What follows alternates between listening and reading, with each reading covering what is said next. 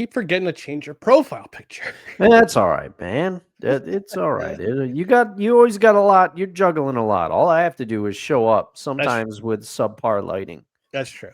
All right. Well, welcome everyone to No Credentials Required, where you don't need a press pass to talk sports. We are proudly presented by Belly Up Sports. My name is Ryan McCarthy. I'm one of the hosts of the show. To my right is a man who did not leave on a jet airplane to Baton Rouge on Sunday, Dustin Henry. Dustin, how are you doing today?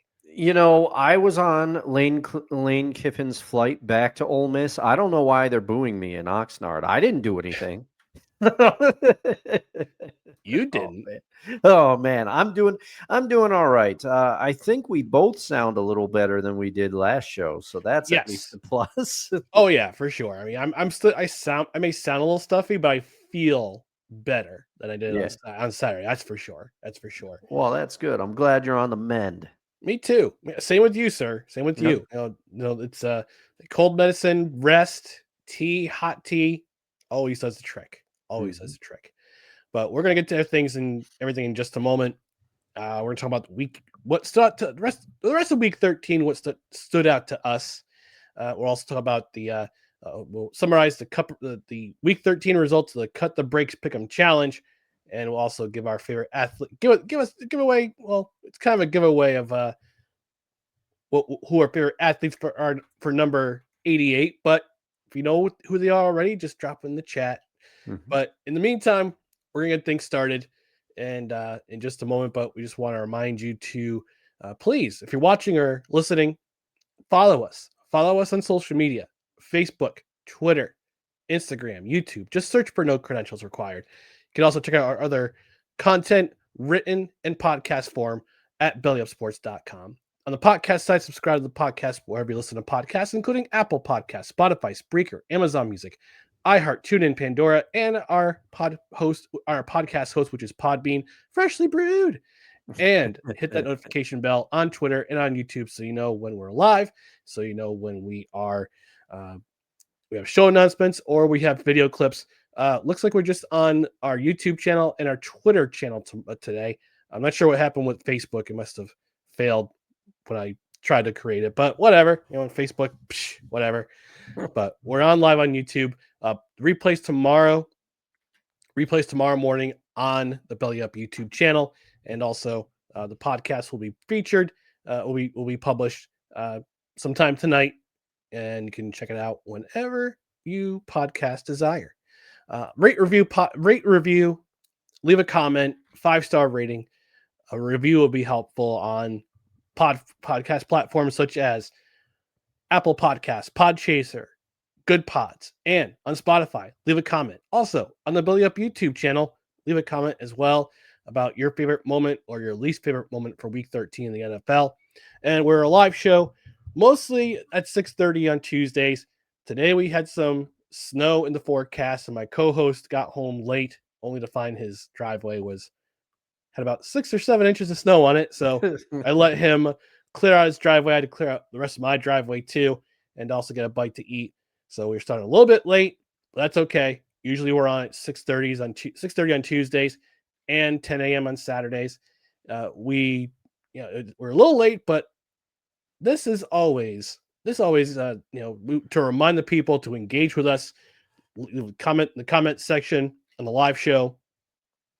And we got some comments in the comment section already, but I know this.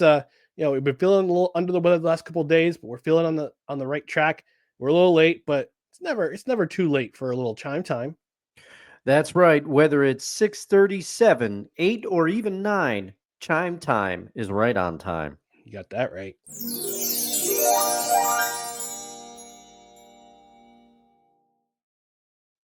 And yes, we've got comments already from Desi saying, "Hello, fellas. Hello, Desi. Good to see you in the chat." Hello there. And she also says, "Tea and honey." Yes. The tea I have has honey granules in them. Ooh, so nice. They're delightful. And my sister got a blueberry type on Black Friday at this over the weekend, last weekend, at a craft fair, and she got a blueberry flavored, which is it's delicious. So I've been sipping on that for the last week or so. But we're gonna get things started. We're gonna start off with our game of the year Sorry, let me preface this correctly. Game of the year of the week in week 13 in the NFL. And I'm going to let my co-host start with his game of the year of the week for week 13. Well, Ryan, at times both of us have had to eat a little crow because the game of the year of the week that I'm picking for this week is the Commanders versus Broncos. Now, if you rewind back to Saturday's show, I made it clear that I did not want to watch this game. I picked it as the friends and family game because I thought that the Broncos defense would be entirely too much for Marcus Mariota and a banged up Commanders offense. However, this game was good. The Broncos opened the scoring first with a Will Lutz field goal. From there, the defenses kept stopping each other, and the Commanders were driving in the second quarter until Mariota, because apparently it's not Mariota, it's Mariota. I don't. Mike Tirico and Chris Collinsworth were saying that, and then I was like, what is the deal with this? But anyway, he was picked by Dre Greenlaw on a bad jump throw. All right. We're not all Patrick Mahomes or Joe Burrow. Can we stop with the jump throws, please? I'm looking at you, Sam Darnold, as well. But the Broncos went for it on fourth down and converted after that turnover. And there was a great catch by Adam Troutman. The Commanders' defense, though, they showed up for this one and they held them to another field goal. And then Washington actually ended up taking the lead on a touchdown by running back Chris Rodriguez. And then Bo Nix throws a TD to Cortland Sutton right before the end of the half. 13-7 Broncos at the half. I don't know how Bo Nix got that throw off. It was one of those ones where he was getting tackled and he almost went down, but he managed to just get the throw off, sidearmed it. It was great. And then at the start of the second half, Washington responds with an amazing, and if you haven't seen this, go back and watch it. And it's amazing one-handed grab by Travion Burks. And then the Broncos take the lead with a touchdown run by RJ Harvey. I didn't say PJ this time, to take the lead 20-14. But then old Bobby Wagner, the ageless wonder, retire as a Seahawk, please, Bobby. Please do that. When the time comes, retire as a Seahawk. He picked off Bo Nix, and the Commanders kicked a field goal to bring it to within 3, 2017 Broncos. And then newly acquired Jake Moody tied the game at 20 as time expired with another field goal after the Commanders drove to get in range. Mariota managed to get out of bounds on a run with 12 seconds left. I'm telling you, this game, I thought it was going to be terrible, and it was not. The game goes to OT, tied at 20, and almost immediately the Broncos, they score first immediately out of the gate. Evan Ingram out of nowhere gets a huge gain, and then RJ Harvey finishes it off. And then Washington responds. There was a touchdown seemingly by Terry McLaurin, but then that was called back due to a hold, unfortunately. But Washington responded again. Deebo Samuel, he took off. He got downed at the 1, and then McLaurin caught another TD for real this time. No hold. You could see the impact that McLaurin, and also Zach Ertz had a huge night in this one. He had like 10 catches. Everybody was gassed by the end of this one. And credit to Washington. I'll get to it a little bit later, but they elected to go for 2 for the win, and Mariota's pass gets deflected by Nick Bonito, and the Broncos improved to 10-2. This was a big one. This was a big game. And I just have to eat a whole bunch of crow because I thought this game was going to be horrific. I didn't think that the offense would be able to keep up with the Broncos defense. And Marcus Mariota, we just might hear about him later in the show. He impressed me, okay? Marcus Mariota, he is the definition. A lot of people forget he was very talented coming out of Oregon. I don't think he had the career in the NFL that a lot of people thought he was going to have in the NFL, but he has carved out a niche, even though I think he was a starter for the Titans all those years ago. And then I can't remember. He's been a backup in places like Atlanta. I think he was a backup in Pittsburgh for a little while. And he's been a backup in Washington for the last couple of years now. And unfortunately, because of the state of Jaden Daniels and his injuries, Mariota's gotten a chance to play. And he is the definition, in my opinion, of a backup. What a backup is supposed to do. Mariota can win you a couple of games if he needs to. You know, he did have some picks in this one. He had, I think, a couple picks, if I remember correctly, but he really, it was a gutsy effort, and it was a gutsy effort by this whole Commanders team, a little undermanned. And again, I'll get to it later in the show. But this was a game that really surprised me, and they even said it on the broadcast. Bo Nix, he kind of credits Mariota, as he said, you know, I watched Mariota growing up, and he was someone who kind of opened the door for a lot of people that play a different style of quarterback around the NFL. And, you know, Desi says in the comments, she says it was a game that could have went either way. That's true. Both the Commanders and Broncos defenses played pretty well, or offenses played pretty well. That's true. I mean, I thought that the Broncos defense would be just too much, because the Broncos defense has been amazing this year. And the Commanders defense, it's been a little banged up, and they've definitely underperformed. But I think what helped is Dan Quinn. He took over the play calling duties. But I was just really impressed by the way both teams showed up in this game. The Broncos are 10-2. Good for them. They've won some close ones. And this was a game everybody left it out on the field. I had to eat some crow for sure. Yeah. That was much better, closer game than I think pretty much all of America thought, because you have a banged up Commanders team. You know, Marcus Mariota.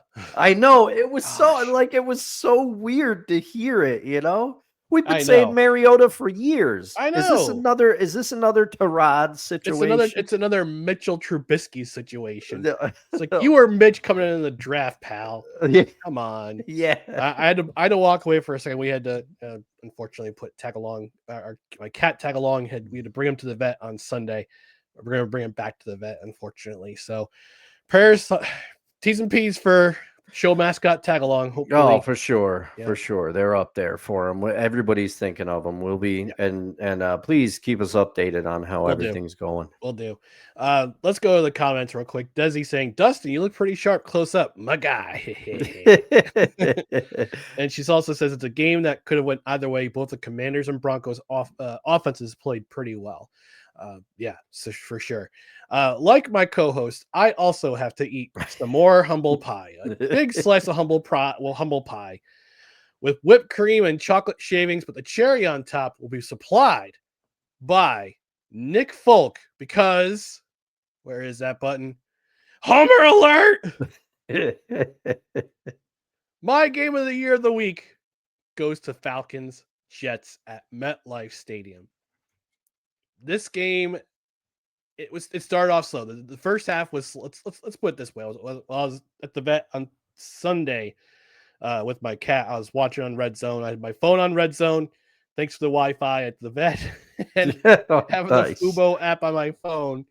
I'm my eye on Red Zone and keeping the people informed of what's going on with the scores. Not that anybody cared, but yeah, this game was at first started off very slow. Touchdowns in the first half. The Jets got a fumble. Finally got another fumble. This time on special teams on a muff punt by the Falcons in the second quarter, and it was recovered by the Jets by my guy Quantez Stiggers. Love that dude.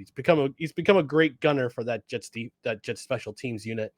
But as our friend JR, Jim Ross, we know you're listening, Jim Ross, would say, business picked up in the second half, and the Falcons scored first. Bijan Robinson capped off a 95-yard drive in the first for the first touchdown in the second half. Then the Jets responded with a big passing play to Rod Taylor. Found Adonai Mitchell with the longest pass play of the Jets season, a 52-yard touchdown, a bomb to tie the game at 14. More on Adonai Mitchell in just a few moments. Both teams missed field goals. Then they exchanged field goals. Then they exchanged touchdowns, and we're all tied up with less than 2 minutes remaining. And over the last month, I got to give credit where credit's due, because for a while, Aaron Glenn we had Jets fan, myself included, had a lot of questions about Aaron Glenn. A lot of questions about Steve Wilkes in particular, because his scheme wasn't working. And over the last month, this defense has vastly improved. I mean, not the Bengals game aside. Although I will say the last possession of the game, the Jets defense needed to make big plays, and they stepped up and they made big plays. They did it again against the Browns. Against the Patriots, they had their moments, but that was going to be a loss. We all knew it was going to be a loss. Against the Falcons, they did it again. The Jets and the Falcons exchanged punts. Jets forced a 3-and-out on Kirk Two Chainz Cousins, and forced a 3-and-out, forced him to punt. And the Jets only needed to get inside the Falcons 40 to give Nick Folk a shot at a game-winning field goal. And in typical Jets fashion, they did their best to make sure that they didn't get inside the 40. They had 2 false starts during that possession. One towards the beginning of the drive, one towards the end of the drive. And you're thinking, and I thought about that Breece Hall quote from Monday night after they lost to the Dolphins, where he says, most teams, I'm paraphrasing the quote here, when he said, most teams shoot themselves in the foot, but when we get a chance, we shoot ourselves in the head. Oh, man. But they didn't this time around. And they got in just enough for Nick Folk at the death to kick a 56-yard line drive field goal that just went scooching over the crossbar. And the Jets walk it off for their 3rd win of the season. And I had something for this. I didn't get a chance to load it. I'm going to load it right now. And every time the Jets win this season on this program, I'm going to play this little video that I downloaded, because this is the way I feel. And look, I don't care what the pro-tanking crowd says. Mm-hmm. I don't care what they say, fans say about the draft position. We got to get a quarterback this season. We got to get a quarterback this season. Let's chill out on that, okay? Let's build the team first, then we can think about quarterback. But all I got to say to this week is this. Who want to fly with them? Yeah! Who want to fly with them?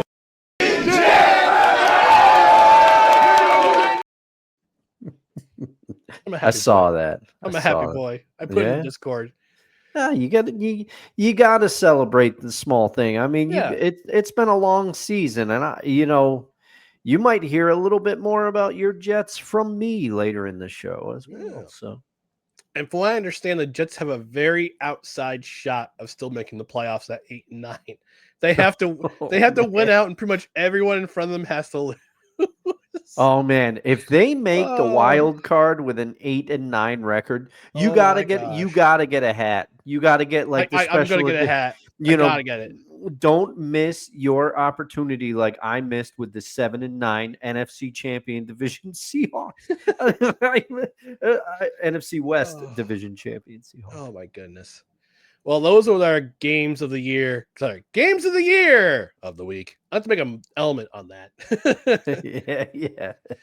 Which leads us to the biggest upsets of the week. And Dustin and I universally agreed. Yeah. Panthers Rams. Panthers over the Rams was the biggest upset in week 13 of the NFL. I hesitate to make this my fans and family game. Considering coming into this game, the Rams' recent juggernaut status and the Panthers' roller coaster ride that they've been going through. One week they look great. One week they're scoring lots of points. Defense is playing well. Well, their defense is playing well, but their offense has just been like it's just terrible. And like I said, it's a roller coaster ride. I'm pretty sure Panthers fan out there would agree.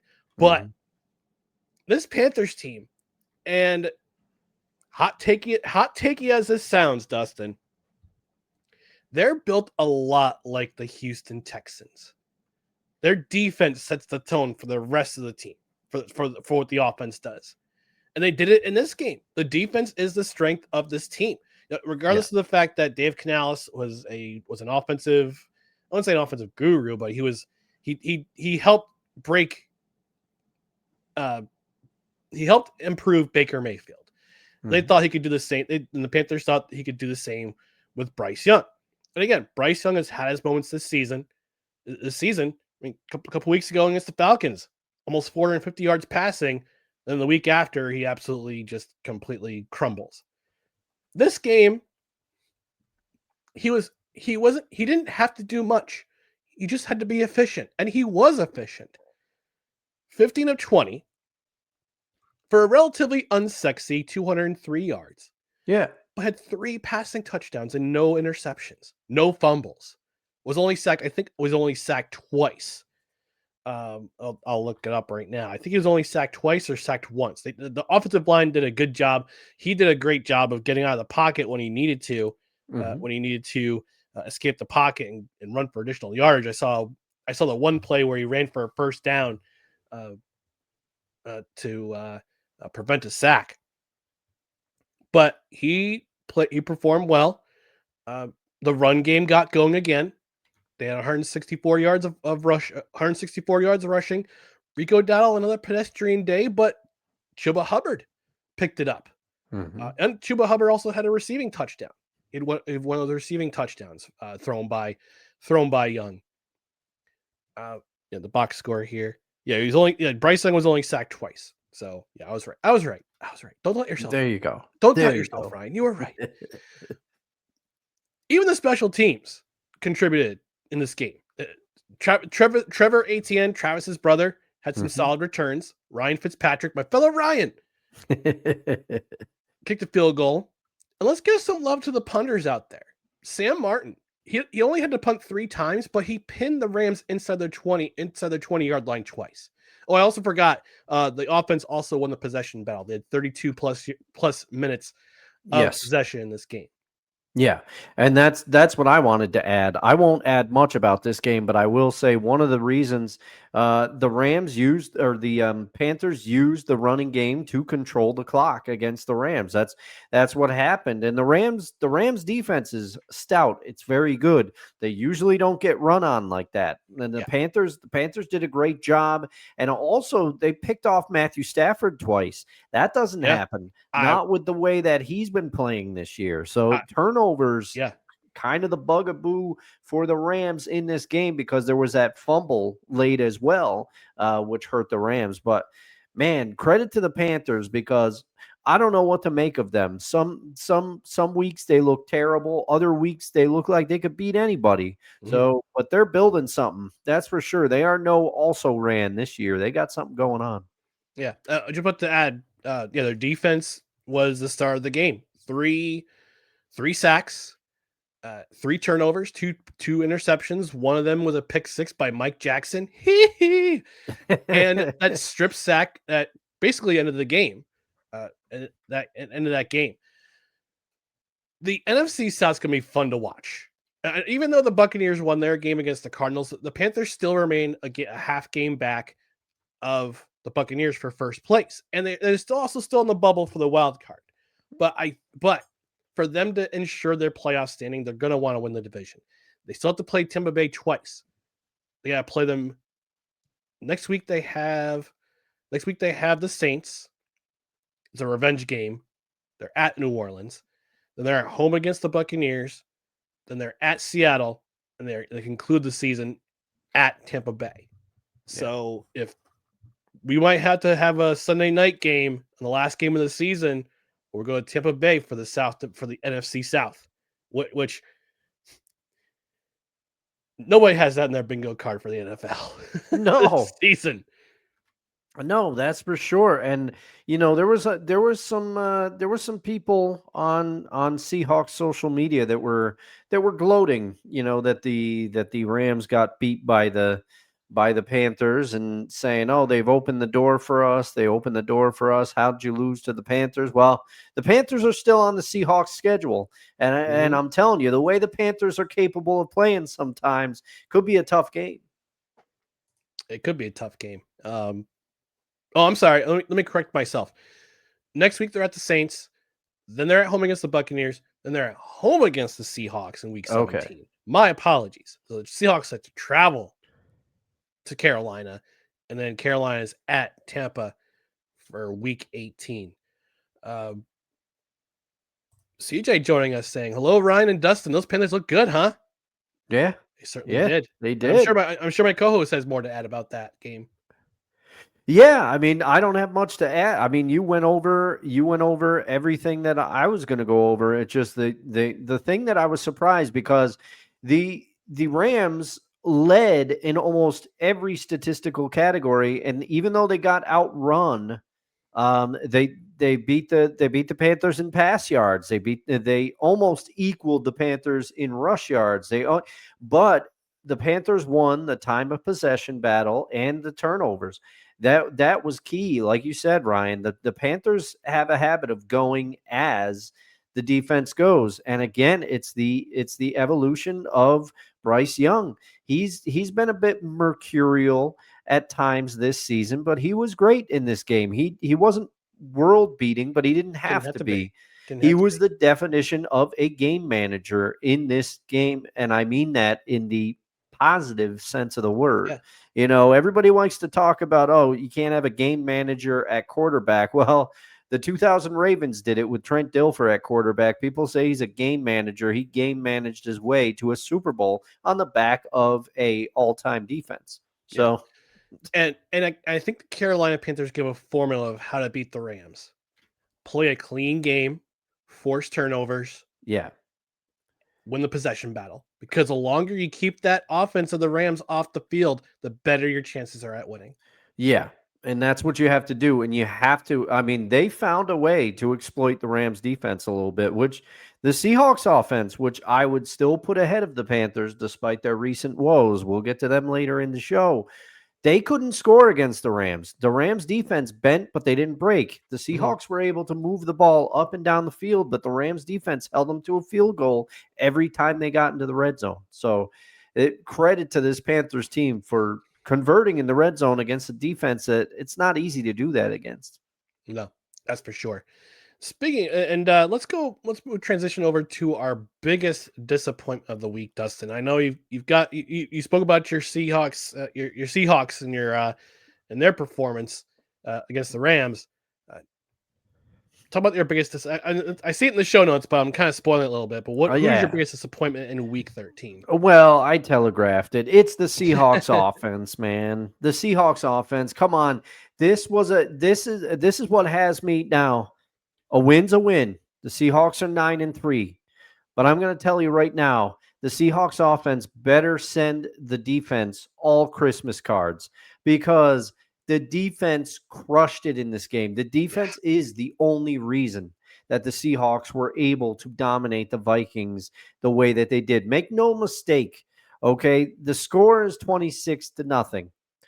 But uh but the thing is, like, the offense couldn't score against a severely undermanned the Vikings defense was fantastic in this game. Credit to where it is deserved. The Vikings defense played well. They deflected a ton of Sam Darnold's passes at the line of scrimmage. The running game is the only thing that looked good and passable against this Minnesota Vikings offense. They got the touchdown late with Charbonnet, but other than that, it was all field goals. The Seahawks could not score, and Sam Darnold did not look crisp. And Jackson Smith and Jigba, who has previously been unstoppable. He had two catches in this game, Ryan. Two. It was unbelievable. They just couldn't get it going. And like I said, they had a bead on Sam Darnold. He got sacked a bit in this game. I'm looking at you, Anthony Bradford. He had to go to the blue medical tent for a short Yes. spell. I don't know what happened. Did they reveal what happened? No, I haven't heard what happened. I took that in my notes, and I still wasn't sure. We didn't get to it on the post-game show, but man, this it was crazy. I mean, I thought that this was going to be a dominating dominating performance, and defensively it was. And we'll get to some of the Seahawks defense later, but offensively they could not get it going, particularly Sam Darnold. He did not look good in this game. The Vikings were able to get after him. The offensive line struggled a little bit in this game for the Seahawks, and like I said, if you watch the game at all, a lot of the passes got deflected. If they had played a team that was a little more had a little more power on offense. I mean, this was against Brosner, a rookie quarterback who had 42 total scrimmage yards heading into this game. So if the Vikings had a full complement of weapons, this game would have been a lot closer than I would have wanted. So disappointing performance from the offense here. Forgive my chuckling. We have a domestic discussion in the chat. I finally figured out who CJ was. Yeah, no. It's like, you listen to my broadcast on the podcast? How could I not? You put it on the house speakers, D. Oh, man. Where's my popcorn? Oh, man, that's pretty funny. I figure I might as well chime in if I'm going to listen in. Thank you, guys. Hey, we appreciate you it. both, Desi and Chris. Yeah. We appreciate you. And your uncle chiming in saying, worst performance? I challenge you to do worse than the Giants special teams, or the rest of the team for that matter, on Monday night. Oh, man. You know, I had to say this, Al. I had hope. I had a brief glimpse of hope that the Giants were going to somehow pull off an upset. And Kevin Sorbo, you know what to do. Disappointed!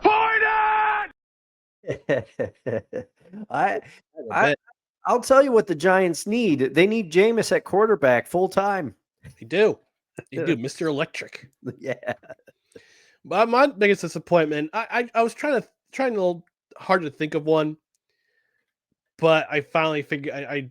It took me a while, but I figured it out. The Steelers' defense. I would say the offense, but the Bills had their number all day long. Yeah.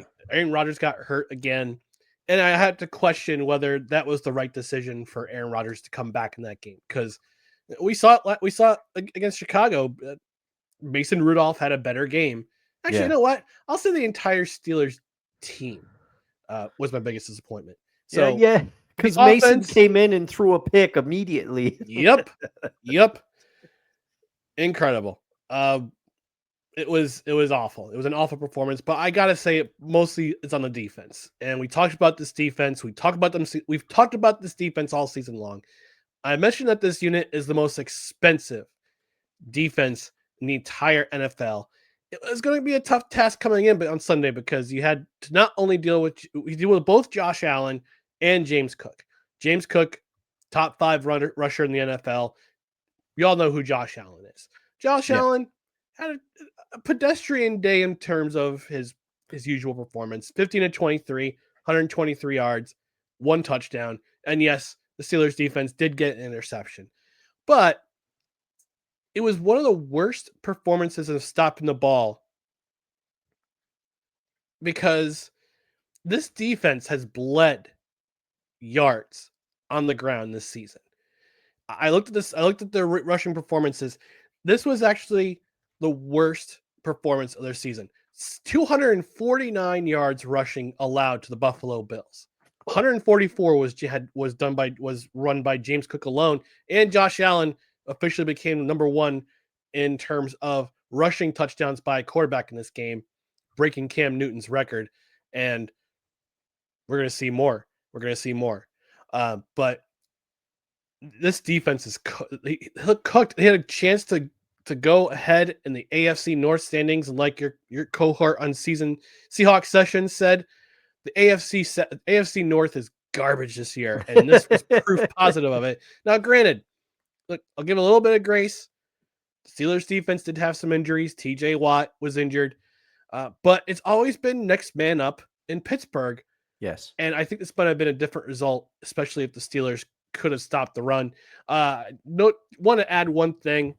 When I was watching Red Zone when I got back home from the vet. Joey Bosa with that mustache and hairstyle, he looks like he belongs in a Virginia Slims ad from the 1970s. Yeah, I could see it. And he was big in this game. He had that key. He He had that key sack. turnover that kind of jump started the Bills, I'd say. Yeah, he had the strip sack that caused the fumble, which was brought back by his teammate. I'm trying to remember who it is. I can't remember off the top of my head who it was, but let's look at the score line. And I forgot who it was. It was number 40, Christian Benford, who also had that pick that Mason Rudolph threw.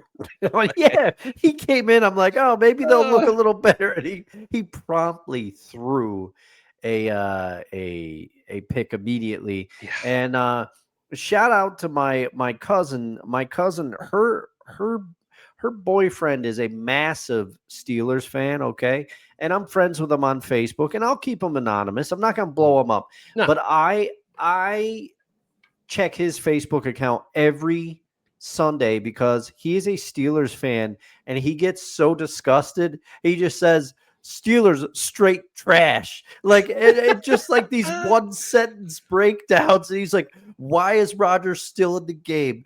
Garbage. Like it's I love to I basically I keep his feed open while I'm watching the game if I know the Steelers are on TV. Got a brief update from the domestics. Desi informing Chris that she forgot it was still connected. Sorry, but since you are here, the roasted chicken is done. Roll Tide! Oh man, that's Chris's. That's my cue. Roll Tide! Roll Tide. They got too much Bama in them. Much Bama. I rewatched that documentary. It was on this weekend because of the college football. Man, it's always good. It was rivalry week. Yep. But yeah. Man, I kind of lost my train of thought, but yeah, roll Tide. There you go. Keep the chat going, folks. This is fun.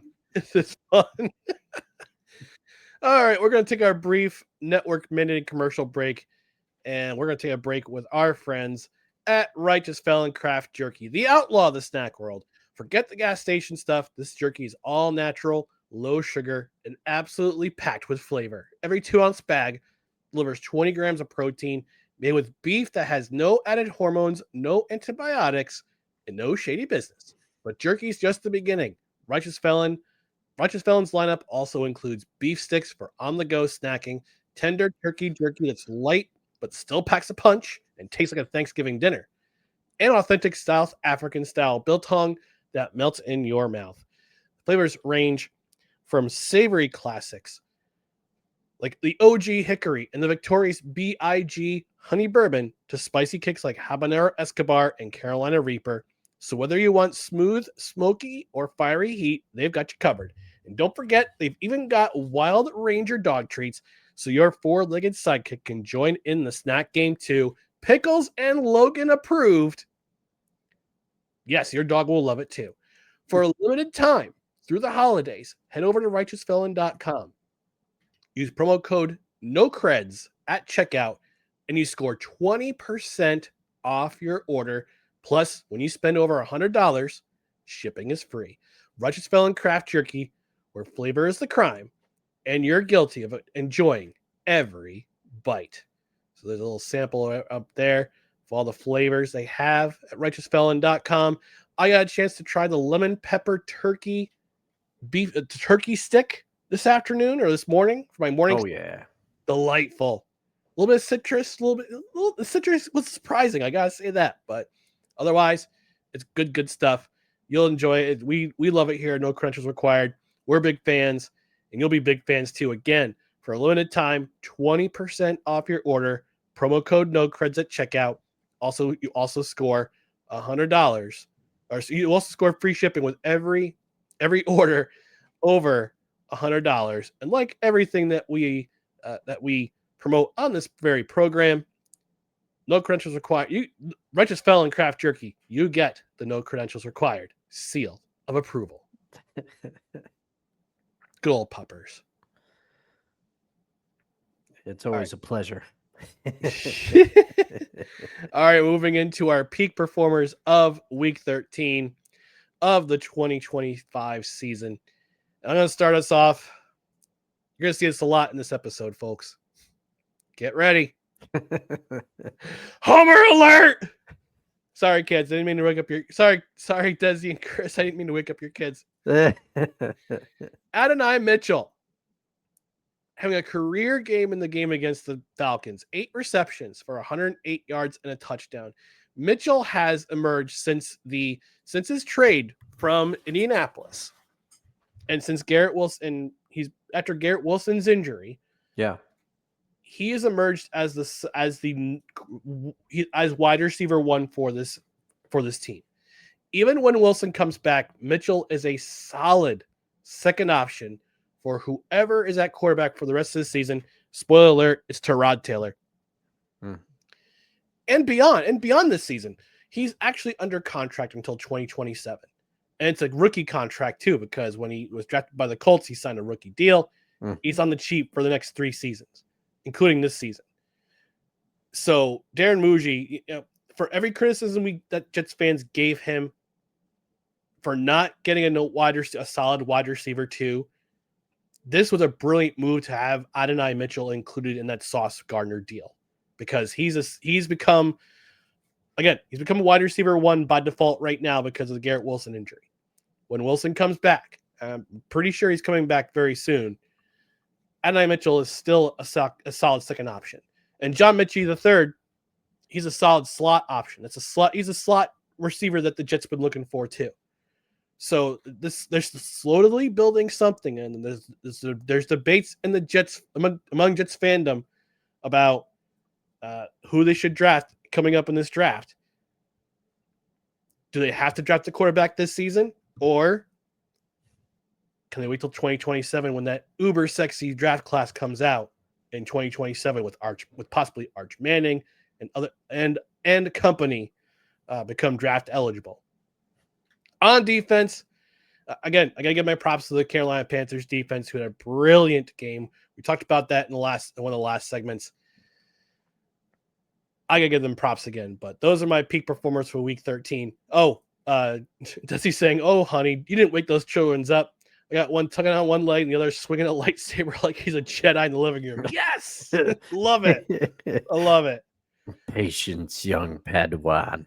I can't really. That kind of devolved into Jerry. Can you imagine if Jerry Jones? I think that you'll find that the force field will be quite operational. I've created a new character. It's Emperor Jerry Jones. Jerry. Oh God. Oh Lord. Anyway, your peak performers from week 13, the NFL, Dustin. Oh man, my peak performers, and I said I'd talk about the Seahawks defense, and I will. And I almost gave this to DeMarcus Lawrence because he has done well. There were people that when he was drafted, or when he signed with Seattle as a free agent, he left Dallas. He's 32. People are like, how much does he have left in the tank? He's been pressuring the quarterback, and he's got some sacks this year. He's got plenty left. But I have to give my nod to Ernest Jones IV. Ernest Jones had a whale of a game. The defensive performances were the reason, as I stated, that the Seahawks won this one. He had 7 tackles, but he had 2 interceptions of one Max Brosmer. And he helped seal the deal for the Seahawks. He was a big reason. I think he got one of the game balls, after the game. So shout out to you, Ernest Jones. On offense, I probably spoiled it very early in the show. I'm giving it to Marcus Mariota because he so ridiculous. His numbers were not eye-popping in this one. He was 28 of 50, okay? He was hucking it all over the yard and missing a fair number. But he had 294 yards, 2 TDs. He did have that one horrible jump throw interception. But he was big in the rushing game. He was, if I'm not mistaken, I believe he was Washington's leading rusher with 10 carries for 55 yards. His numbers may not be eye-popping, like I said, but he played with a grit and toughness, and he gave his team a chance to win at the end, which is all you can ask, especially of a backup in the NFL. And he, it didn't go as I'm sure he wanted as a starter in Tennessee, but he's carved out a role as a competent backup. He can come in and win you a couple games, like I talked about earlier in the show. So shout out to the way I liked it. You could just tell that he left everything out on the field. Yeah, you are correct in saying in Marcus Mariota, Yeah. 10 carries, 55 yards, did lead the Commanders in rushing in this game. Then 143 yards rushing, which is pretty solid for that. Chris Rodriguez Jr. had 41 yards. Jeremy McNichols had 30 yards. Ja'Cory Krosky-Merritt, no, we ain't calling you Bill. Earn it. 20 yards rushing. So, yeah, Mariota was leading rusher for that game. Mm-hmm. All right. Biggest takeaways from week 13. Dustin, who was your biggest takeaway from week 13? All right. Well, it's going to be two teams that we've talked about already in the show. I'm sorry, but sometimes these shows, they have a theme. Two teams this week, they really impressed me with the way they played. They are the Jets and the Commanders. Both of these teams have nothing on paper, parentheses, to play for, but both will likely not make the playoffs. I did not know that the Jets still had a very outside shot, Ryan. So I'm not gonna say they won't do it. But both played with heart and determination, and on Sunday against teams that they were not given a chance against. I didn't give the Commanders a chance against the Broncos, and neither Ryan nor I gave the Jets a chance against a Falcons team that clearly, I would say, Ryan, even though you're right, I think the Jets they're slowly figuring out their identity. They're slowly figuring out what they want to be, but I would argue the Falcons should be the more talented team. They have more talent at position spots, but both of them fought and clawed in both of these games for a hard fought, in the Commanders case, they didn't win, but they gave the Broncos everything they could handle. And the Jets, they had a hard fought victory against the Falcons. And the Jets, for now, they cost themselves a shot at a higher draft pick, but that's not what the game is about. Okay. That's not what the game is about. It's about winning the game, and they're trying to build something. And it's clear that winning and building something matters to Aaron Glenn. I applaud him for that. The guys are starting to rally behind him a little bit. You can see it. Also, Dan Quinn, he's likely, that division is, the Commanders have underperformed this year. There's no way around it. But Dan Quinn, he's not giving up. He took over defense play calling, and it paid off because he had them ready to play on Sunday. He had them ready to play. It was I was impressed by both teams, and it's refreshing because I'll call them out a little bit. I was watching the games. I went to Buffalo Wild Wings with our buddy Derek and his fiance, and Derek is a Dolphins fan. And that might be part of why he said this, but when the Jets won, he looked at me and he said, "There goes your higher draft pick, Jets." And he was kind of laughing. And, it just occurred to me that that's the mentality. You mentioned it, Ryan. Everybody talks, oh, you got to tank, higher draft picks. These guys want to win, and it's refreshing to see that. It's their job to win. Yes, it is refreshing. Because there are some teams that, I'm looking at the trust the process 76ers in the NBA. They tanked for years, and it was obvious what they were doing. But guess what, everybody? That's not the object. The object is to win, and it's nice to see the players have pride and say, hey, we're gonna play our hearts out. We want to win this game. Yeah. To which I need to say, who want to fly with them? Yeah!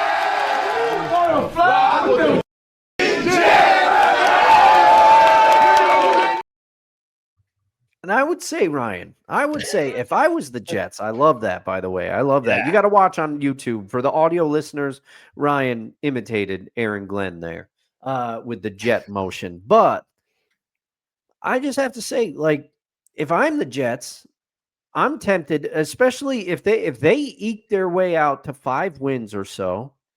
Grab a great building block and wait until 2027 to get your quarterback. Tyrod has proven he can play the position. Maybe you could find somebody else who knows. Yeah. But that's what I would do if you can't get one of the quarterbacks in this draft where the class isn't as good anyway. Build a block somewhere else because you've mentioned they have other needs. You know, the Jets fans and Jets fandom. Some of them are very high in Fernando Mendoza. My only question is, who has he played? Yeah. Who has he played? Look at the schedule that Indiana posted that has this year. They're playing the Big Ten championship game on Saturday night. They're playing Ohio State. Like, it's the first real, true opponent this year. Who have they played? Yeah. I mean, you put up all those big stats, but I want to see what you do on the biggest stage. And I'll be watching this Saturday, probably at my local watering hole. I'll probably cast it on the screen because they don't get Fox Sports. Come on! Oh man. Well, get Fox, a local Fox affiliate. Excuse me. Sorry. The other thing is, just very quickly, haven't you seen this narrative before? Because I'm not a encyclopedia like you, sir, but wasn't that kind of the case with Zach Wilson? He had very little experience, and was he at BYU? He was at BYU, but it was also a lot for a lot of the 2020 quarterbacks too. Trevor Lawrence was. Everybody wanted to tank for him. Everybody was saying tank. I remember some Jets fans were rooting for the Jets to go 0-16 that season. Yeah, to guarantee that the tank was in full swing, and there was we guaranteed number one pick. Yeah, they went up 1-2 games that year, and I'm getting Zach Wilson as the booby prize as the. But again, you can argue that the 2021 draft class of quarterbacks hasn't been stellar. Period. Yeah, well, wasn't even Trevor Lawrence, and because Zach didn't have a lot of experience on big stages, right? That was part of that, so that's why I'm saying, Jets fans, you've seen this narrative before. Yeah, and it's not just the big year that they had in BYU was playing. BYU was like, we'll play anybody. We're an independent this year. We'll play anybody, and they took on all comers, and Zach Wilson had a heck of a season, but he only had that one full season as a starter, and that made his pick so much dangerous. That and the pro day that he had, throwing with like no pressure in his face, and Joe Douglas fell in love and said, "We're going to hitch our wagon to this guy." So yeah, what's sorry, I was distracted by the text message my sister sent me. So no, that's all right. You got things on your mind, man. He's at the vet. So okay. Yeah. So these things happen. So it's the Jets back another 5 years or so. But hopefully this regime will figure it out. Mm-hmm. Of course, we said that before. Yeah. But just don't fall in love with the pro day. Don't fall in love with this. Don't fall in love with the quarterback you want to draft like right away. Like, court them. Yes, I'm comparing it to dating. And yes, I'm still single.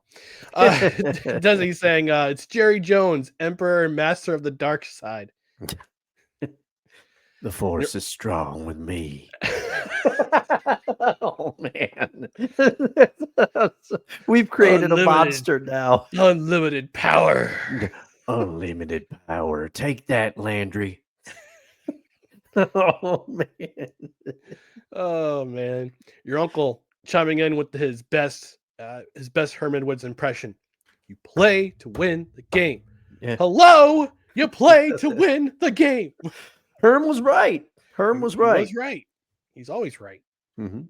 All right, my biggest takeaway from week 13, Desi, Chris, you're gonna enjoy this one. My biggest takeaway from week 13 is not from the NFL. It is from college football, the NCAA. And I'm going to talk about the biggest whirlwind. In a span of 10 hours on Sunday, we saw a whirlwind of head coaches switch teams in the NCAA. Most of them coming from the SEC. Florida, Arkansas. To remember who else hired a new coach. I think Kentucky fired their head coach after 13 seasons. Wow. The biggest switch of all was Lane Kiffin literally jetting his way from Oxford to Baton Rouge to become the next head coach of the LSU Tigers. I mean, you would too if you were given 96 million reasons. Yeah. And he leaves after 6 seasons rebuilding that Ole Miss program. This comes on the heels of a regular season ending and the transfer portal opening. With all the changes happening on that day alone, on Sunday alone, again, Kiffin's being the cherry on top of that pile, I think it's time for the powers that be in the NCAA, especially in NCAA football, to start treating college football like the NFL with handling of coaches and players. You want to enter the transfer portal? Okay. Let's move the transfer portal until the regular season ends and the playoff ends. It's like free agency in the NFL. It opens a month after the Super Bowl ends. Want to talk to a coach about an opening? All right. You have to wait until their season ends before you even sniff a chance of interviewing said coach. And it just pains me that, look, the NCAA, since NIL was instituted, since the transfer portal was left wide open back in 2020, when people go in and out as often as they please, we've got guys who are playing their 7th and 8th years of eligibility. I forgot there was one college football.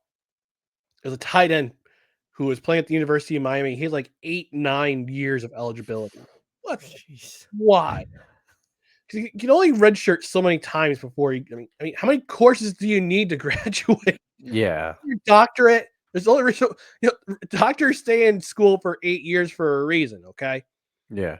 But this season, this season has to be the season where the NCAA football says, okay, we gotta rein this in because this is getting out of hand, and it's getting out of hand very quickly. There needs to be a power, like a one centralized power commissioner, so to speak. Hi, Nick Saban, I'm talking to you, sir. Even the president of the United States, Donald Trump, said, yeah, we need to rein in control of college football. And he's like, yeah, I think Nick Saban would be a wonderful choice for commissioner of NCAA football. But yeah, it's definitely time to bring in somebody with centralized power who can make rules, negotiate with players in Division 1A football to lay down the law, enforce some rules because otherwise there's no parity. We got the Power 5 schools, we get the Group of 4, and the Pac-2, soon to be Pac-12 again. Schools are leaving other conferences to become the new sexy big Pac-12 or Pac-8 or Pac-10 or whatever it's going to be called. You have to institute some rules so there can be some parity, like the NFL. Otherwise, there are going to be a lot of schools, especially the smaller schools, like especially in the Group of 5. They're going to be left in the dust while trying to grow their programs. We know some of these programs, and I'm gonna say it, Desi, hold your horses. The Bamas, the Texases, the Ohio States, Michigan, like Big Ten, SEC, ACC schools, they have these big budgets. They can spend all they want on players and coaches, but you got the Sun Belt Conference, the Conference USAs, the American Athletic Conference. Those schools are going to get left behind quickly if it gets out of hand very, very quickly. And again, I don't blame Lane Kiffin for getting a nice fat contract from LSU. It's just the way that it just looked it just felt kind of scummy. And I know he went after a podcaster after Saturday's game at the Friday's Egg Bowl game, which also ended in a fight in the stands, I guess. Oh. But he went up to this podcaster and says, you shouldn't call me a hoe. Ho's gonna have hoe behavior, dude. It's hard to put it that way. But wow, that's even surprising. Even Desi's saying, yeah, you have an ally in me. I want parity. Yeah. Yeah. I want parity too in NCAA, like we have like we have in the NFL. Like this is gonna get real out of hand real quick. The big schools, they get the bigger fish in the pond, and the small schools are just gonna be they're gonna have to either increase their budgets, find donors to help them out, dip into their already inflated endowments, or they're gonna have to drop a level to FCS because they won't be able to handle the budget, the inflated budget for keeping up with everybody else in the college football world. They just need donors like Happy from Blue Chips. We owe it to him. Oh man, Desi's got a lot of comments here saying LS who? Yeah. She said I don't blame Lane. Yeah, I don't blame him either. Well, and did you hear the thing about part of the reason he went there is because his daughter's dating a player on the team? I'm like, no, he went there for the cash. No, he went there for the cash. I mean, come on. I mean, arguably LSU has the bigger budget. They have the better facilities. So yeah, I would want to build that program. I would want to be a part of that program too. But still, the way they did it is just like, it gives me a bad feeling. Desi's also saying, I'll get to more of these comments here. College football is a pro league almost. Oh, of course, it's a minor leagues right now. It's basically a minor league. It's higher level than the UFL. I'll put it that way. It also says it's gotten ridiculous. They need to cap what teams pay in NIL too, and Nick Saban needs to be commish. I agree. He'll put the law down. I've seen that Aflac. I've seen that Verbo commercial. I love that Verbo commercial. It's the family gets to the door. He's right there, but the chicken's not till 3. It's 2:55. Yeah. Mm-hmm. All right, here are the rules. Some Coughlin time. No fun. He's mowing the lawn while they're having dinner. It's a great commercial. It is a good one. All right, we need to move along here, and we need to give you an update on the Cut the Brakes Pick'em Challenge. Because I cut the brakes! Wild card, bitches! Yeah! What? And here's your update from this week. For the first time this season, I clean swept. Oh man, I'm in So big trouble. happy. I was so happy that I made that move for the upset pick of the week. I had the Chargers winning. They won handily. I had the Niners winning. They won handily. Although looked touch and go for a little while in the first half with Cleveland's defense playing well. Myles Garrett, another sack. He's got 19. He's 3 away from the record. 3 or 4, I can't remember. And the Houston Texans, controversial win in Indianapolis, but still, it's a win. It's a win. Yeah. On the other side of the board, Dustin, he had the Broncos. He had the Jaguars. Unfortunately, his pick of the Steelers. Maybe you shouldn't pick the Steelers from now on. No, I probably won't. I probably won't. Yeah, that was a kiss of death for you. Because otherwise, it would have been a clean sweep for him too, and the standings wouldn't have changed. But by virtue of me getting the bonus point, I'll do the standings again. I'll have to double check, but I believe I'm now up by 3. I think you are, sir. I think so. Or it could be 4. Oh no, we'll have to find out. Because I nailed my upset pick, but you didn't. So I did not. Yeah, you get the bonus point. I had the bonus point, so I won 4-2 this week, and so I'm up by 4 now. So. Yeah, you're up by because you were up by 2 before. We have 5 weeks left, so give us in the comments. Let us know who you think will win the Cut the Brakes Pick'em Challenge, which is presented by Royal Retros, the king of throwbacks. Use I can't talk. Use promo code CREDHEAD at checkout and enjoy 10% off your order. Plus, you get free shipping with every order of $100 or more. Lots of cool throwback gear to go and look at and peruse and buy. When you buy, use promo code CREDHEAD at checkout for 10% off your order. That is the standings for the Cut the Brakes Pick'em Challenge. Because I cut the brakes! Wild card, bitches! Yeah! What? All right, our last segment of the night.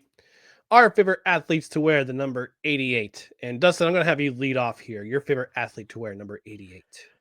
All right. I mean, I thought about this one a little bit, but it didn't take me too long. And I said, you know what? I'm gonna go with a quiet, great receiver who I saw play a lot in the late 90s and 2000s. It's Marvin Harrison, senior, that is, not junior, although I think junior is gonna figure it out in this league. I think he's gonna go on to do great things. But his dad, man, his dad has 1,102 career receptions, 14,580 career yards, 128 touchdowns. He is a Hall of Famer. He is a 3-time All-Pro. He is a member of the Hall of Fame All-2000s team. He is a 8-time Pro Bowler and a 1-time Super Bowl champ in 2006 with the Colts. Marvin was just as consistent as anybody comes, and you never heard from him at all. He was just quiet and steady, and he just did amazing things on the football field on Sunday. And this was on a team where you had it wasn't just Marvin either. You had Dallas Clark, right? And Yep. you had Edrin James, who could catch the ball out of the backfield a little bit, and the receiver on the other side, he's escaping me. Reggie But Wayne. Oh yes, Reggie Wayne, very good. Thank you, Ryan. So I mean, in another offense, Peyton spread the ball around pretty good because he had talent at a lot of positions on those Colts teams. Marvin's numbers could be even higher, but I mean, he was the unquestioned. When you got Reggie Wayne on the other side, not bad at all. No. But Marvin, to me, was the unquestioned number one in this offense. He was great. Go back and watch some of his highlights. And like I said, he just was a strict professional. He did it all with class. He was very quiet. And he just got it done. He got it done in an era of brash receivers, and I love some of those too. I picked Chad Johnson. Everybody, Yeah, I mean, right? come on.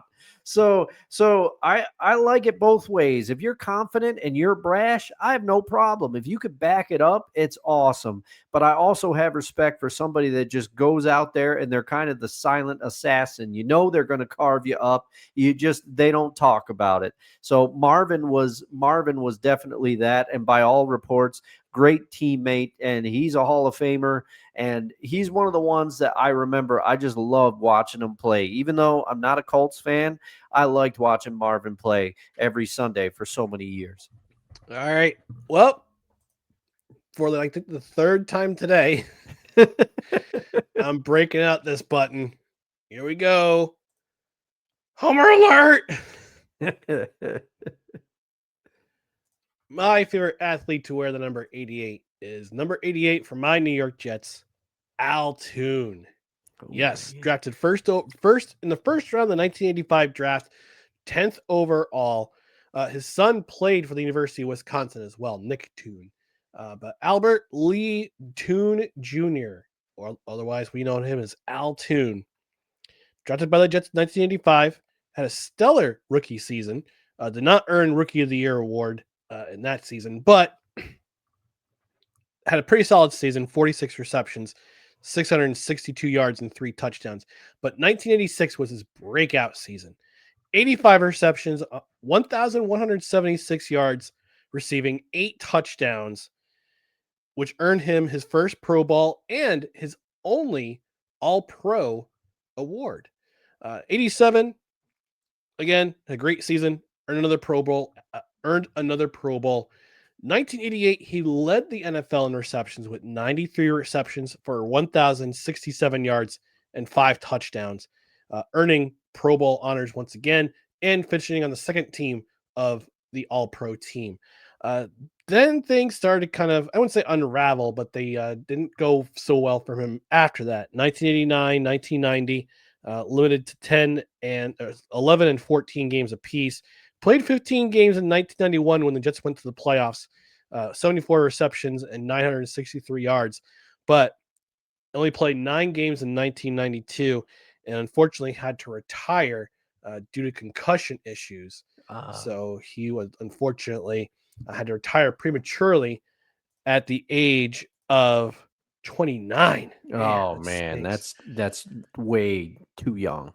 But he had he did still have a very stellar career as a New York Jets receiver. He actually wound up for a long time was third in all-time receiving yards, but he's surpassed by Wayne Corbett for his career, in his 11 season career. But Al Toon in 107 games played, 517 receptions for 6,605 yards, which is fourth all time for New York Jets receivers. 31 touchdowns. His longest was 78 yards, averaging 12.8 yards per reception. So he was averaging about 61 yards per game. So, but I remember every time he caught a ball at Giant Stadium, you hear the crowd go, Toon. And he was definitely electric. He's a very electric, deep threat for Ken O'Brien back in those days. So that's my favorite number 88. Your Uncle Al saying Pat Summerall. Are you old enough to have remembered him playing? Al, I don't think you are. Because by the time you were born, Pat Summerall was broadcasting for CBS Sports. So you got to do better than that, man. I'm sure there was a number 88 for the Yankees or the Rangers could think of. Desi giving us that. You saying not for me, but my father did. Okay, fair enough. Fair enough. Desi coming in with the knowledge of the Crimson Tide. My favorite number 88 is O.J. Howard. Played tight end for the Crimson Tide. Many know his MVP performance in the 2016 National Championship game against Clemson. He was considered underused despite having the most receptions for any tight end at Alabama for 2 years in a row.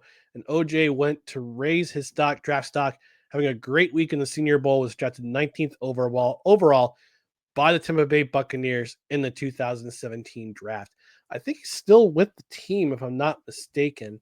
No, I think he retired, but he was there. He was there for a while. Was with the Buccaneers. He was on the Super Bowl winning team, and he concluded his career in 2022 as a member of the Houston Texans, also at the age of 28. So retired young, but had a pretty solid career in the NFL. Won a national title with Alabama. Won a Super Bowl with Tampa Bay Buccaneers in 2020. Had 11 interceptions, 146 yards that season, and 2 touchdowns because Gronk was on that team. So he took most of the receptions for the on the tight end side for the Tampa Bay Buccaneers, but got himself a ring with both Bama and with the Bucs. Tampa Bay Buccaneers. Yes, that's for sure. All right, we're gonna be back here Saturday morning, 10 a.m. Eastern. But until then, check us out on social media. Please check us out on social media. Follow us on Facebook, Twitter, Instagram, and YouTube. Just search for No Credentials Required. You can also check out our other written content and podcast content at bellyupsports.com. On the podcast side, subscribe to the podcast where you're able to listen to podcasts including Apple Podcasts, Spotify, Spreaker, Amazon Music, iHeart, TuneIn, Pandora, and our host, which is Podbean, Freshly Brewed Podcasts. And hit that notification bell on Twitter and on YouTube so you know when shows go live, when we have show announcements, and we have clips of the show that go up. Again, Saturday morning, we'll be back at 10 a.m. Eastern, live on YouTube, live on Twitter, and live on Facebook. We'll definitely have it on Facebook this time around.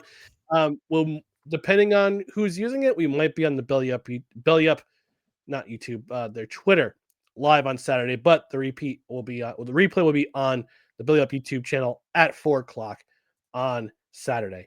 That's going to do it for this edition of No Credentials Required, where you don't need a press pass to talk sports. We are proudly presented by Belly Up Sports. For Dustin Henry, I'm Ryan McCarthy. Saturday, 10 a.m. Eastern. We're live. You can also check out this podcast, this episode, visually on the Belly Up Sports YouTube channel tomorrow at 10:30 a.m. and also in your ears on the podcast side shortly after this episode. So thanks for joining us. Have a great week. We'll see you on Saturday morning. Good late night, everybody.